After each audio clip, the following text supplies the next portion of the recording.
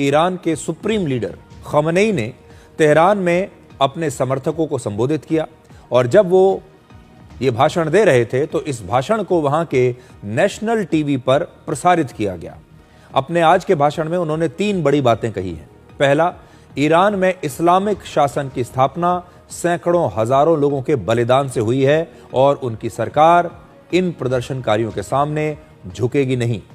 दूसरी बात जो खमेनी ने कही वो ये कि अमेरिका के राष्ट्रपति डोनाल्ड ट्रंप के हाथ ईरान के लोगों के खून से रंगे हुए हैं और ट्रंप को अपने देश की समस्याओं पर ध्यान देना चाहिए और अपने काम से काम रखना चाहिए। और तीसरी बात उन्होंने कही कि ईरान में कुछ दंगाई अमेरिका के राष्ट्रपति को खुश करने के लिए सार्वजनिक संपत्ति को नुकसान पहुंचा रहे हैं और ये गलत बात है, इसे बर्दाश्त नहीं किया जाएगा। खमेनी ये दावा कर रहे हैं कि ईरान में ये विरोध प्रदर्शनों को अमेरिका और इजराइल जैसे देश सीधी मदद दे रहे हैं और ये सारे विरोध प्रदर्शन इन्हीं देशों के और विदेशी ताकतों के इशारे पर हो रहे हैं।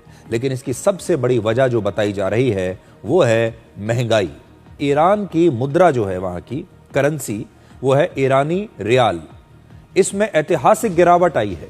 वहां पर महंगाई 40% से ज्यादा है, महंगाई दर जो बहुत ज्यादा मानी जाती है किसी भी स्टैंडर्ड से।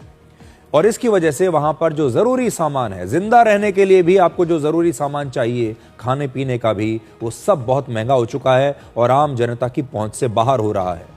6 जनवरी को $1 की कीमत वहां पर 14,70,000 ईरानी रियाल तक पहुंच गई थी। वहां खाने पीने की चीजें, दवाइयां और ईंधन आम लोगों की पहुंच से बाहर होते जा रहे हैं और इसका गुस्सा अब सड़कों पर दिखाई दे रहा है। इस आंदोलन की शुरुआत पिछले महीने तेहरान के व्यापारियों ने की थी, लेकिन अब ये एक सत्ता विरोधी आंदोलन बन चुका है। राष्ट्रपति ट्रंप ने कहा है कि ईरान में विरोध प्रदर्शन कर रहे निहत्थे लोगों पर गोलियां चलाई जाती हैं या फिर अगर उन्हें जेल में डालकर फांसी दे दी जाती है तो ये बर्दाश्त नहीं। अगर ईरान की सरकार ऐसा करेगी तो अमेरिका पूरी तरह से तैयार बैठा है और इसका सख्ती से जवाब दिया जाएगा।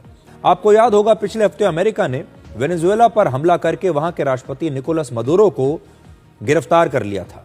अमेरिका की सरकार लगातार ईरान के प्रदर्शनकारियों का भी साथ दे रही है और हो सकता है कि आने वाले दिनों में अमेरिका ईरान में भी अपना ऐसा ही कोई ऑपरेशन शुरू कर दे जैसा कि अमेरिका ने वेनेजुएला में किया था।